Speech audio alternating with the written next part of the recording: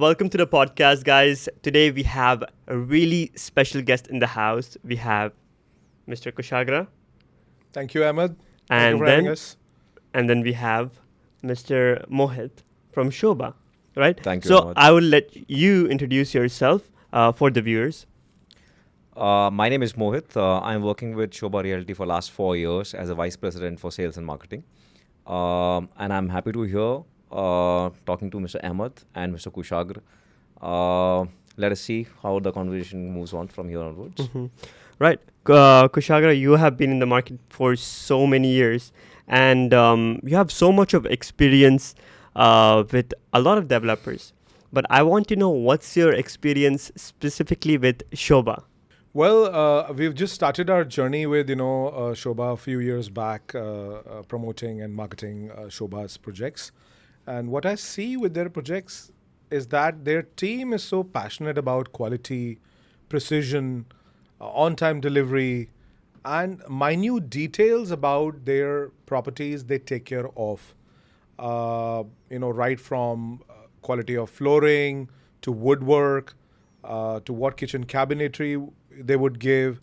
They have an entire set of professionals and team which takes care of all the details and they ensure that they deliver a very high end product on time every time. And Mohit, why is Please. Shobha different from other developers? Well, there are many reasons, be it in terms of the product, proposition, and the way that we engage with the market. I will start with the product. We always believe in delivering good quality housing, no matter what. So that's absolutely an uncompromising value for us. Here, we have got so much of detailing in each and every part of delivering real estate that you can't even imagine. We're the only company in the world which is backward integrated real estate company, which controls the supply chain. In real estate, Ahmad, and I'm sure you must have heard about it. One of the key components for any real estate developer in delivering on time is supply chain, and we control it in house. We've got 7 factories around UAE wherein we are making our own floors, we are making our own glasses, we are making woodwork. So everything is in house. 80% of my material is being made in house. It's only 20% of materials wherein I don't have any control, like electricals, appliances. So I go outside and source them. On top of it, I always ensure that we are optimizing our layouts very well. So, amount of passage, foyers within a layout is very important. So, Chairman Mr. PNC Manan, he tells us in his briefings, he's a very old, he's 76-year-old, Yeah. and he's hands-on, and he tells us that Mohit, spacing is not just on the floor; it is also the height of the apartment one should be concerned about. So let us say one of the residences that we are delivering now, it has a height of 6 meters, and that's the clear ceiling to floor height inside a residence, and which is very very palatial. That is one. Second angle is our engagement. We are a very fair kind of a real estate player in the market. Our treatment to every agent in the market is absolutely same. So today, for example, we are offering some commissions. Those commissions are same for everyone. They are not different for any agency. So the entry barriers for any agency are not there with us. Anybody can kickstart and start working for us. And last, we've got an amazing team. I'm proud that we're working one of the best people in the industry at Shobha.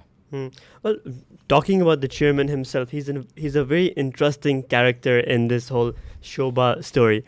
Why don't you tell us more about him? And obviously, he has a intensive background in architecture. He's also known as the palace maker. The palace maker, yes. Yes. So why don't you tell us more about him? Back in the days, he started with a very humble background. He had come to Oman. He started his interior designing firm, and for years he continued with the same company. He was having a shop on the ground floor, and he used to stay along with his family on the first floor in Oman. They were deliberating as to what should happen, what should be the next stage. He sent his son to US, Mr. Ravi Menon, who is currently the co-chairman of the company. He sent to US for higher studies. And meanwhile, they started expanding their operations. He has done a lot of work for highnesses locally there. In fact, he was also instrumental in building up Grand Mosque Sultan Qaboos. And after that, he forayed into the world of real estate. So he's originally a palace maker. He is originally an interior designer, and then he started his works into real estate. He started up in India, Bangalore. That's where he's from. He's from Kerala, is what has been known to everyone. And then he started in Dubai as real estate. We are present in Brunei. We're present in different parts of UAE. So today the company is a leading developer in UAE. Right on to the most important ethos that he has carried on with him since the time he has been working for last 50 years, and that is what? That is quality. So he tells us very fondly, Mohit, quality is what people needed 30 years ago, quality is what people need today, and quality is what people will need 30 years down the line. I know there's a pattern in every successful company. There is a great visionary leader behind that company. You see Sobha, or you see this UAE country itself. They have visionary leaders that can think, beyond time and say, okay, in the future, this is what we'll be needing, and this is what the people need. Talking about the future, there are a lot of projects that's coming with Lagoon, and there's a demand in Lagoon projects. So this is the question for both of you guys, and I'll start with Kush. That why is there so much demand for Lagoon projects? Look, Ahmed, the coastal line of Dubai is very, very limited.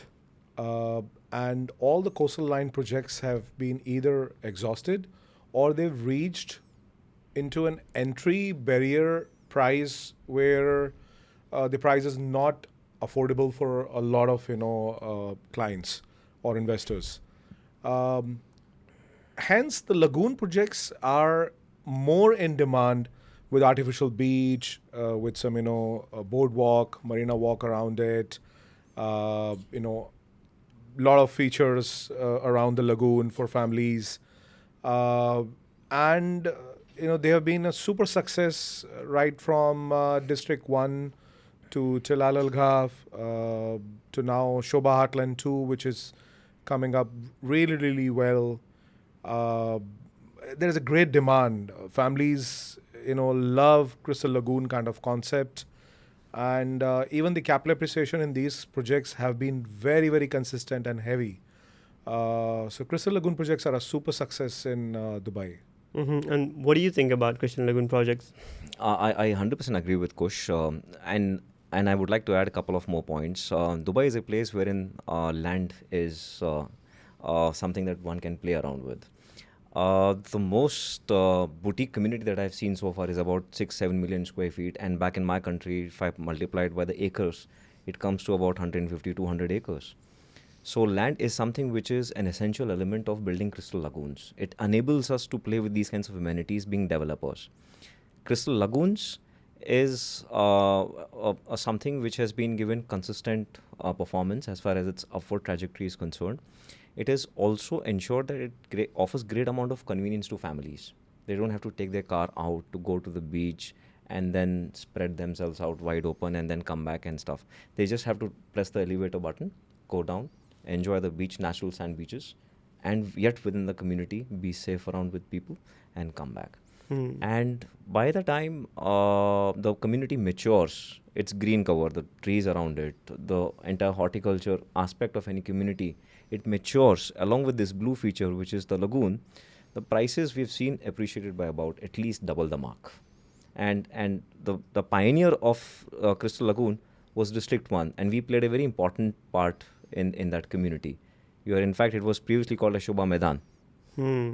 So that's where we built about 384 villas in the first phase of the Crystal Lagoon community. By the way, Mohit, a lot of projects here in Dubai, some of them are on time, some of them are not on time. But Sobha has had this record of being on time, or sometimes even before time. How does Sobha do it? What's the strategy behind it? What do you guys do to make projects on time or before time? Firstly, we control the supply chain, Ahmad. We never deviate it from our processes. We've got set processes. We have got building codes for every superstructure that we are making. and that has been written in hard language, and every process is being adhered in such a manner that on a daily basis we are repeating the same thing again and again. So there is no possibility of deviating from it. Number one. Number two, we've got our own internal labor.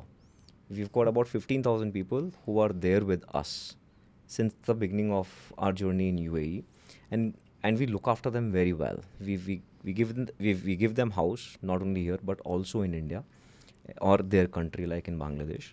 We also give them insurance. We look after their education, their kids. We send money home, and we look after their small aspects, which is very important. So they feel that they're belonging, and they work for us. So we are not giving any contractual jobs externally. So which is why we control that construction aspect. In fact, one of the stories when I joined the company, and it was just during the COVID time, it was only Sobha that the construction was still happening. The rest of the other construction works were not sort of in full swing. They were happening in bits and pieces. So that is one aspect. Apart from this, we always ensure that our delivery timelines are measured in such a manner that they're not too much skewed towards later part of the years. For example, we take practically 35-story superstructure to be delivered within a span of 2.5 years. And this should be roughly about 200,000 square feet, just to give you a little bit of perspective. So this is what is our strength. And another thing that I can add to it, whenever we launch, we don't launch on paper. We don't launch on Google Maps. We always launch after doing piling works. So this has been the strength for the company. Building in desert is not easy. So doing a little bit of mobilization, leveling up the land, piling it up, and then we launch. So that is what the strength of Sobha has been so far. Right. And so you're not from Sobha, and you can have an honest review about Sobha. So as a brokerage company, what's your review on Sobha? Their pros, their cons, and where do you see them in this developer market? Before I talk about Sobha, Ahmed, let me tell you, I've seen developers who do not even start construction 12 months to 24 months after their launch. No wonder that they delay the project, or they rush the project with below average quality and inferior quality project. So that is why I chose Sobha as a preferred developer to market and offer it to my clients. That Sobha knows their business, that knows their job, and they start the construction even before they are launching the project. I'm not surprised that every time they deliver their projects at the stipulated time frame, what they promise, or even before. Funny thing, when they offer handover before time, they tell the clients that if you are ready with your last installment payment, you can take the handover now. And if you're not, obviously you can come at the later stage as per our agreement. So when I tell this to my overseas clients, they laugh on it. They laugh on it because they haven't experienced it, especially back from India, where I come from. The usual delays about a project are from 12 months to 36 months. In fact, back in India, I was selling a project while I was working with the developer back in 2011. And the delivery time frame for that project was 2015. Can you guess when that project would have been delivered? 2015. 2024. Oh wow. Oh, man. So those are the live examples that I can give you. Sobha is doing some spectacular work, and they have some great pipeline in terms of new projects which are coming up in the future, and they are shaping up Dubai in a very, very nice manner. Right. So you're on the podcast, and we need some, trends that you see are coming in the market. So, for example, a lot of developers, they're giving a pool with with the bedroom. I wouldn't call it pool. Maybe it's a jacuzzi or a small bathtub. But there are trends in the market. They're giving different amenities here and there. First of all, please let me know and let the viewers know that what amenities you're giving, which are a bit different or unique, and where are where are you going towards when it comes to amenities? What is something that's coming in the future that you might give? Firstly, Ahmad, we are doing boutique communities. We are not like 30, 40, 50 million square feet, which is going to be our under construction for the next decade. We are looking at 8, 10 million square feet kind of a footprint, wherein our horizon is about 4 to 5 years. We come in, we do the construction, we sell it off, and we move on to the next one. So that has been what our engagement is. Amenities of late, what I've seen is paddle courts has been on the rise. People have been paying a premium buck for most of the paddle courts. We're seeing many of them has been. A lot of people even suggest me to play paddle. Exactly. It's a good sport. Do you play? Yeah. People are suggesting me. I think we should. Yeah. If Shobha builds one, and then we can have a match. So that is one of the amenities which is coming on top of our mind. Apart from what we've already spoken is the lagoon as a feature. Plus, we also play a very great emphasis onto the horticulture, which is the green aspect, planting trees and ensuring that the overall shadow, the green cover is being maintained in the common areas of the community, which is very important for kids cycling around, running around, because the weather gets too harsh during summer here. So those are the kinds of common amenities apart from the usual sport courts, the gymnasiums and infinity pools. One of the other thing that I can speak to you about is off late that we've seen a lot of uptick in luxury properties. So what we've done is we've started playing around with things like private club. So there is a Sobha luxury collection, a collection of very boutique, unique kinds of residences, and wherein they will have their own set of amenities. There is a project which is at Sheikh Zayed Road. The super penthouse would have its own private swimming pool sitting right at the top of the tower. Wow. So that is a kind of. And what is it priced? That starts at 100 million. Wow. Okay. Yeah, so it's a big layout. It's a full floor, 20,000 square feet, 6 meters height internal, and it has its own private elevator from ground to the top, and it has its own private swimming pool at the top of the tower.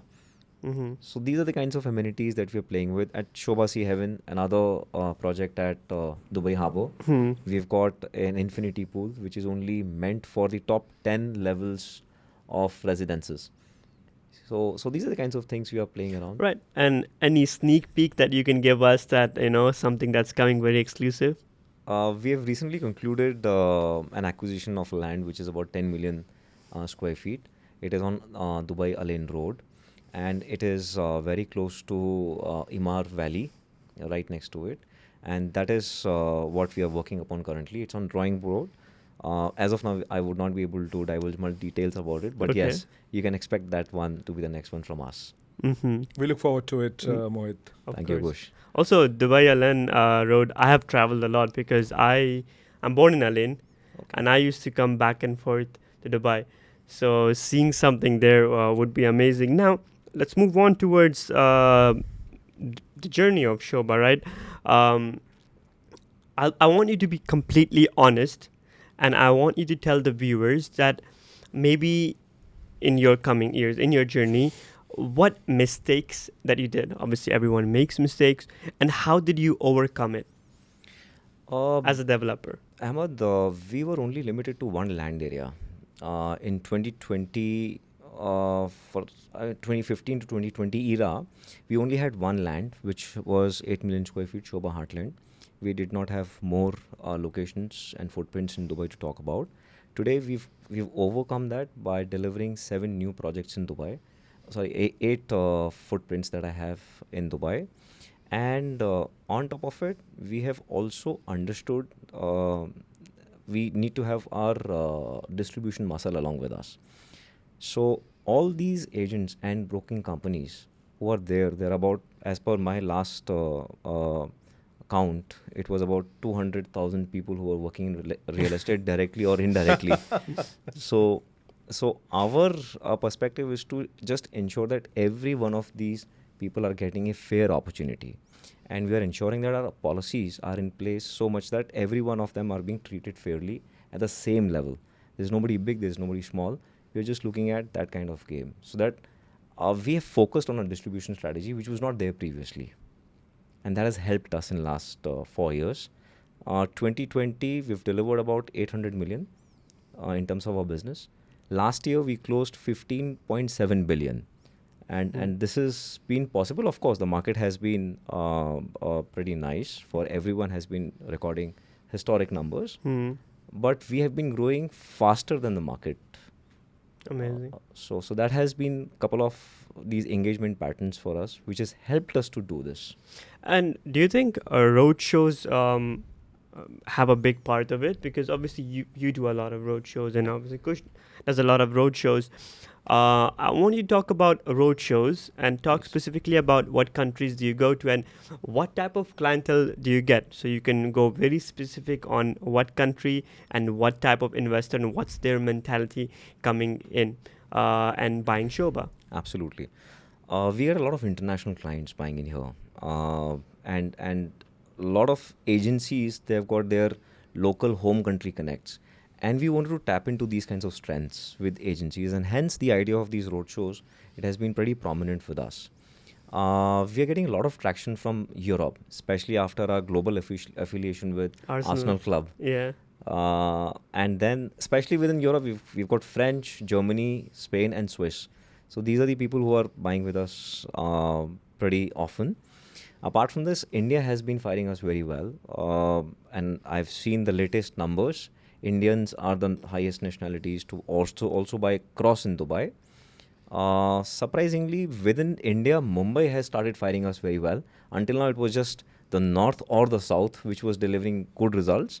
But now Mumbai has started picking up the wagon. Maybe a lot of big wigs from Bombay who bought in here last couple of years, like Mr. Mani has bought two big assets, and people want to join him now. So maybe that has been the trend. London, of course, continues. Another trend that I've started seeing is America. In US, especially the pockets wherein a lot of Indians are there, Texas, Houston, Dallas belt, they have started doing very well with us. You know, this is very surprising because I've been doing marketing for the past 5 years in real estate. And I'll be very honest, Americans are the most rigid people to, get them to invest. Because obviously, and a lot of people know this, their real estate market might not be that good, but they have this thing where they get something for cheap, renovate it, and make it better. And that's their form of real estate, and they're getting a good ROI in that.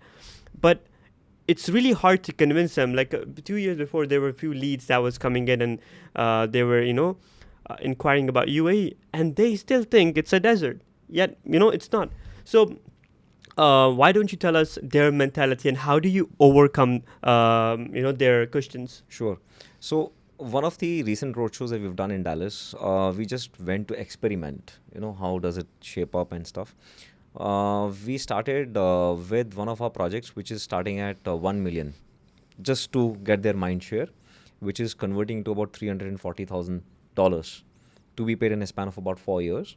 We started their marketing campaigns. That digital campaign was received very well.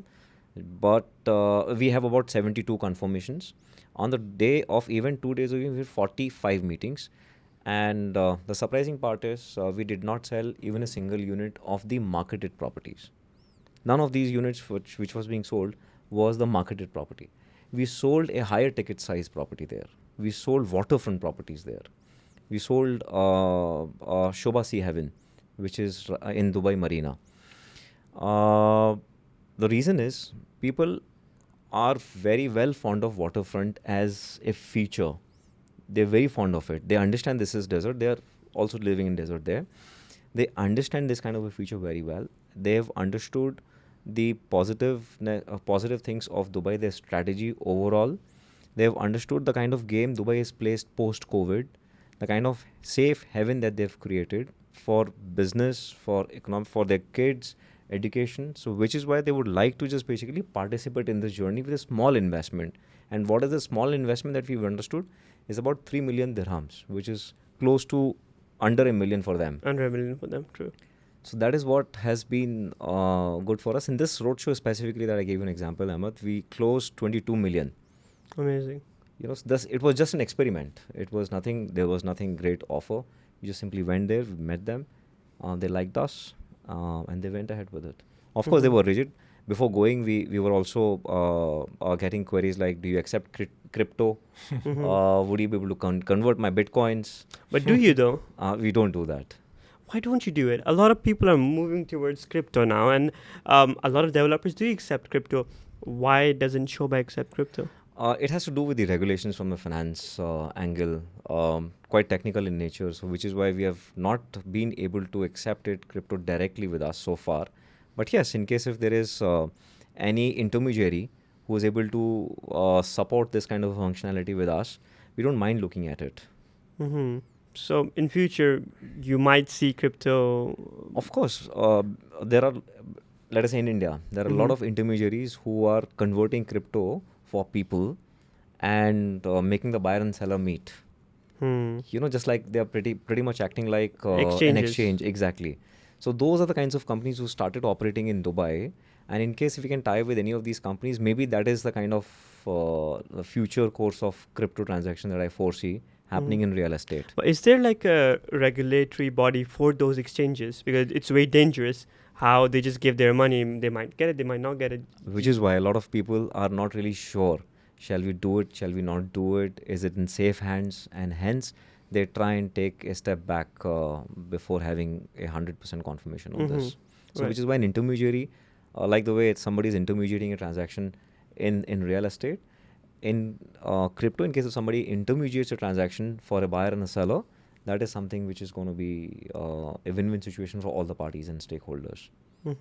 And Kush, coming back to you, road shows. I mean, it's an amazing opportunity for you to just go to different countries, learn about them, but also pitch them, your product. So your experiences with road shows. Ahmed, more than the product, I think clients want to understand the legal framework, the golden visa, the process of purchase, and the benefits of purchasing property in Dubai in the long term. Of course, it's their hard-earned money.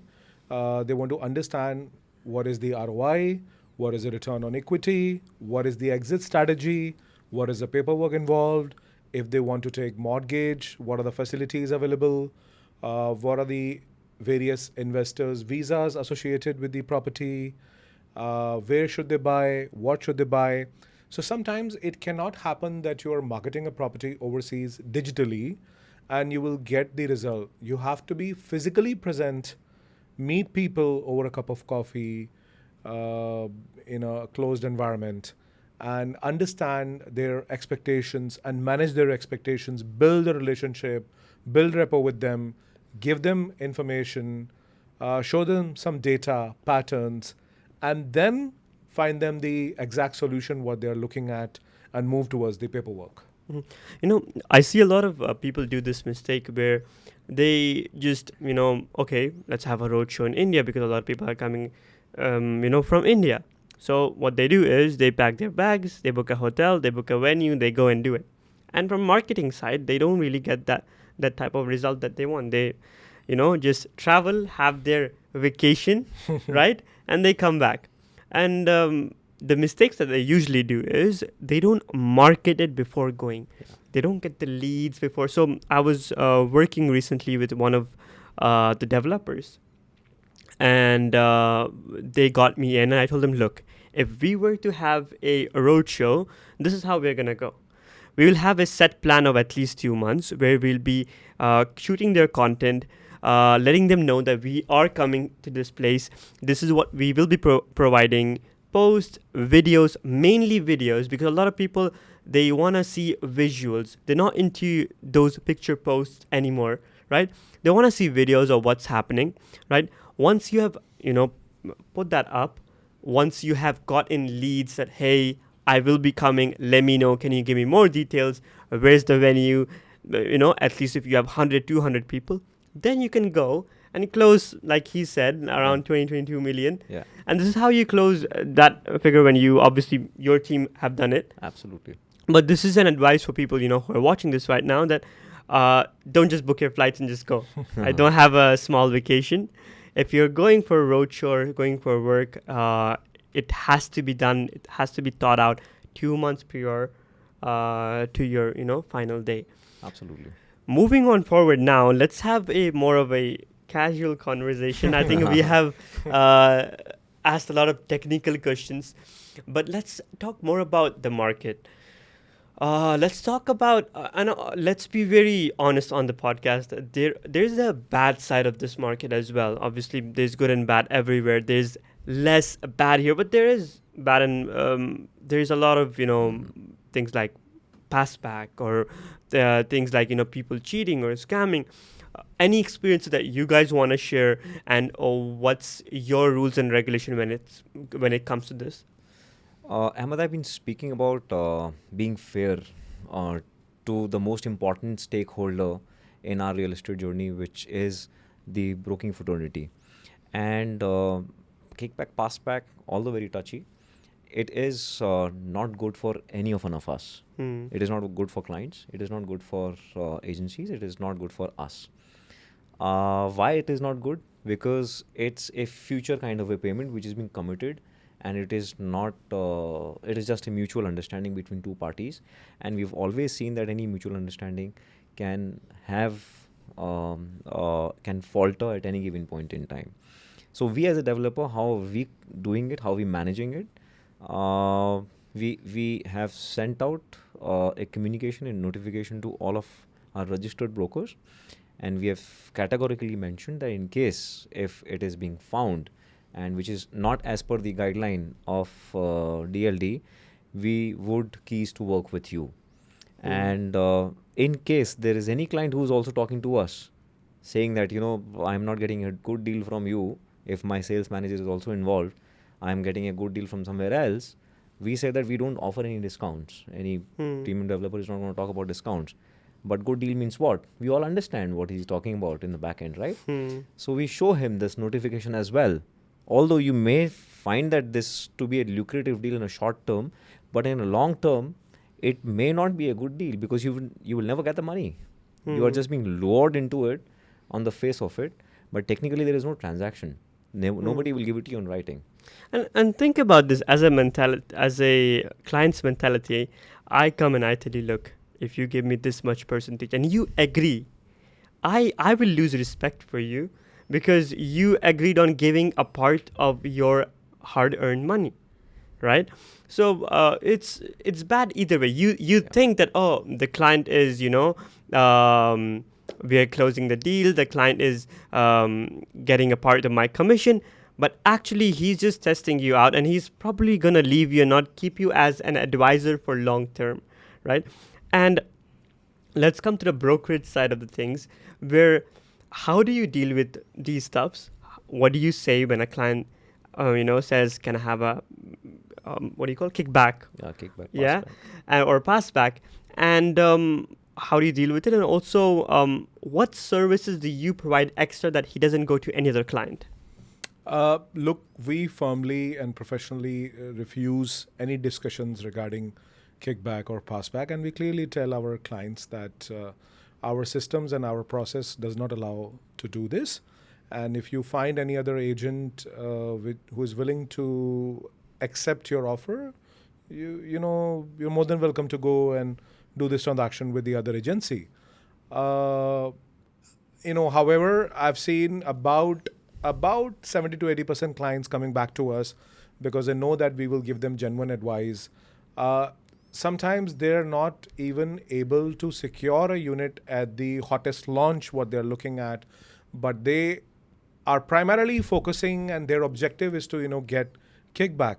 So we clearly tell them, is securing a unit and according to your wish, a single row or a higher floor or a vastu unit is more important for you, or are you looking at the kickback part of it? So this is one aspect, and the other aspect is, of course, helping them out in all the paperwork, giving him periodical information about construction updates. If he needs any suggestion or any support in terms of reselling his property or renting his property in the future, we support him. We take care of entire property management of the client from A to Z. And this is how we get our referrals.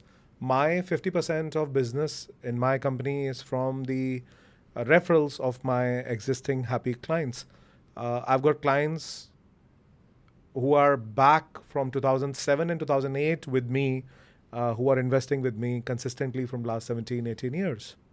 Because of my transparency, services, initiative, being very professional, sometimes even very, very straightforward by telling them what not to buy.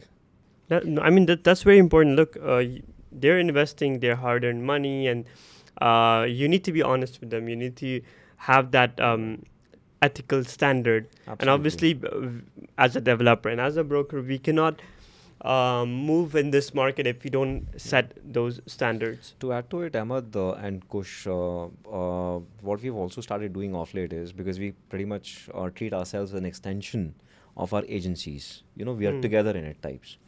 So what we've done is we've introduced a concept of exclusivity, and that's how we're managing the conflict. So in case if you as a client has been met by us through him, his company, we will lock you for next 7 days.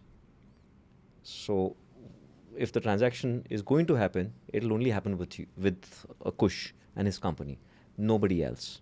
You know, so in case if the client is trying to play a little smart in the back end. But why 7 days? Why not longer than that?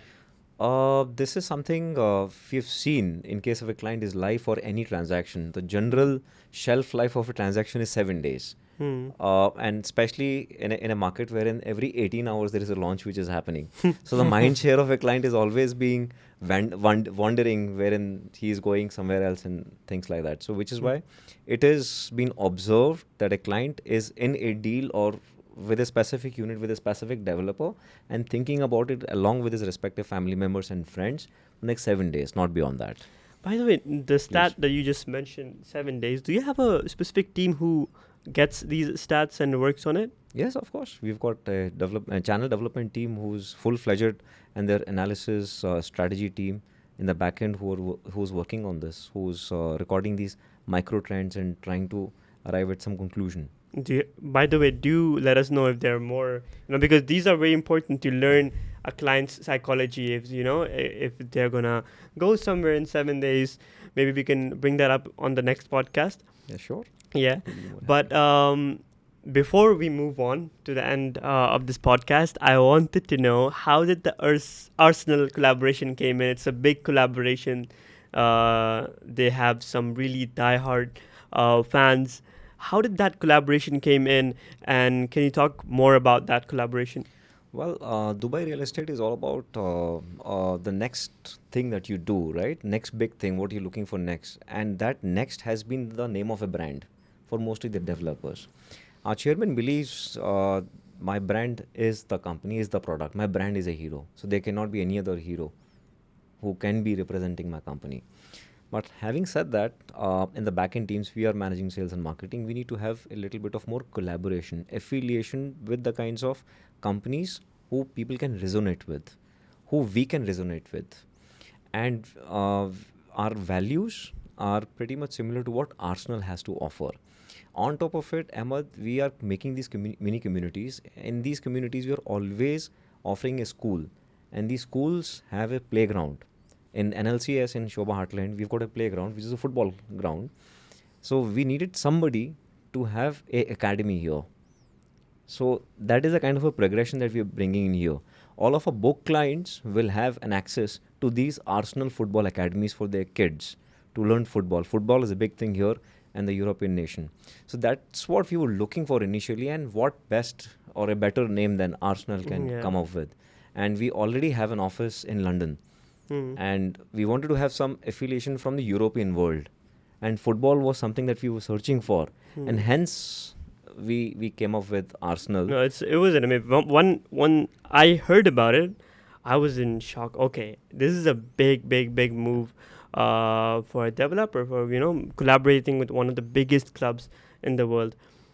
So I'll leave it at that. Kush, if you have any questions, Mohit, if you have any questions, as a developer to a brokerage firm, you can go ahead and ask. You can do your complaints, yeah? Or maybe you can give your complaints.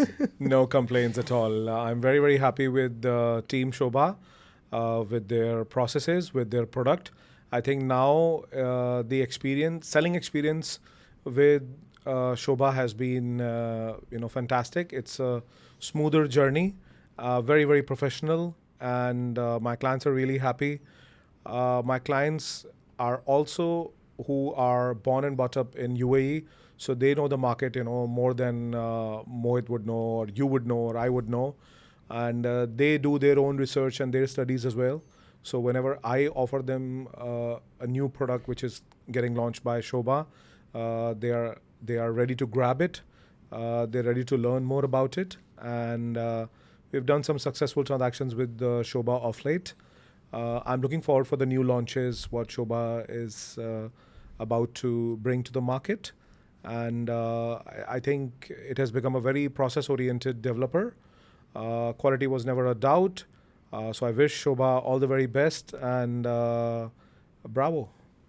Thank you, Kush. Thank Thank you you so so much, much. Ahmad. And looking forward to the next podcast with you. For sure, for sure.